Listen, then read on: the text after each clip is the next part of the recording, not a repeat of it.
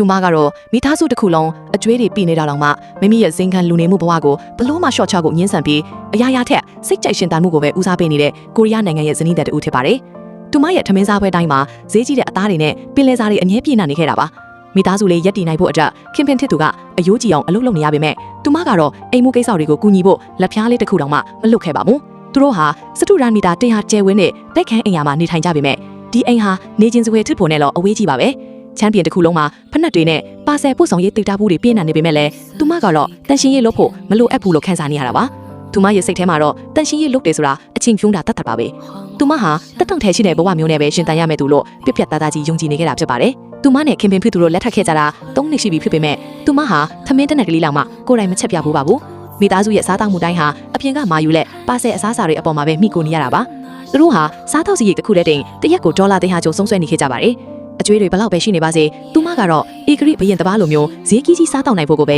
ဇွတ်တောင်းဆိုနေခဲ့တာပါ။တူမပေးလေးရှိတဲ့တခုတည်းသောစင်ကြီးကတော့လူနေမှုအရေးအသွေးကိုတော့အောက်ချလို့မရဘူးဆိုတာပါပဲ။အဲ့ဒီအချိန်မှာပဲခင်ဖင်တစ်သူဟာပါဆယ်ပစည်းတွေပို့ဆောင်ရတဲ့အလုပ်ကိုတရက်ကို12နာရီကြာကုန်ကျန်အလုပ်လုပ်နေရရှာပါတယ်။သူဟာအလုပ်နားချိန်လေးရမှသာနေ့လယ်စာကိုအပြေးအလွှာစားရတာပါ။သူအိမ်ပြန်ရောက်တဲ့အခါမှာတော့လုံးဝခြေကုန်လက်ပံကျနေပါပြီ။ဒါပေမဲ့သူ့ကိုစီးကြုံနေတာကတော့တန်ရှင်းသက်ရက်တဲ့အင်ကေဟာလေးမဟုတ်ပါဘူး။အထုပ်မဖောက်ရသေးတဲ့ပါဆယ်ပစ္စည်းတွေပုံပွားနေတာနဲ့တက်စင်ဖို့စောင့်နေတဲ့ berry body ပဲချက်ပါတယ်။ဘာပဲဖြစ်ဖြစ်ပါဆယ်တစ်ခုရောက်လာပြီဆိုတာနဲ့သူအလုပ်လုပ်နေတာဖြစ်ဖြစ်လုံးဝပင်ပန်းနေတာဖြစ်ဖြစ်သူမကအင်ကိုချက်ချင်းအပြေးပြန်လာပြီးအဲ့ဒီတွေကိုရှင်းလင်းဖို့အတင်းအကျပ်ခိုင်းစေတတ်ပါတယ်။သူမကတော့ online ကနေပစ္စည်းတွေထက်ခါထက်လဲမှာယူဖို့ပဲအလုပ်ရှုံနေပြီးခင်ဖင်ဖြစ်သူကတော့အထုပ်တွေဖောက် berry body တက်စင်ပြီးလိုက်လံတန်ရှင်းရေးလုပ်ရတဲ့အလုပ်တွေမှာပိတ်မိခဲ့ရတာပါ။သူမမှာအလုံးမရှိတာကြောင့်အိမ်မှုအသုံးစရိတ်အားလုံးကိုခင်ဖင်ဖြစ်သူရဲ့ကတ်ထဲကနေပဲပြတ်တောက်ဆုံးဆွဲခဲ့တာဖြစ်ပါတယ်။အိမ်မှာအဝတ်ပြားတုံးတွေအများကြီးရှိနေကြပေမဲ့နေရမလောက်ဘူးလို့သူမကဇွတ်ငင်းဆန်နေပါသေးတယ်။သူမဟာတခါမှထုတ်မသုံးဖြစ်တဲ့ပစ္စည်းတွေကိုဝယ်ယူတတ်ပြီးခင်ဖင်ဖြစ်သူကလည်းဘာတစ်ခုမှလွင့်ဖြစ်ခွင့်မပေးပါဘူး။ခင်ဖင်ဖြစ်သူရဲ့ပြောကြားမှုအရသူမမှာ